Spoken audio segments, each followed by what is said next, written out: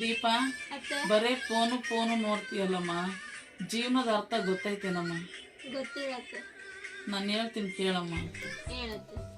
ಅನ್ನದ ಮೇಲೆ ಸೊಕ್ಕು ತೋರಿಸಿದರೆ ರೋಗ ಬರುತ್ತೆ.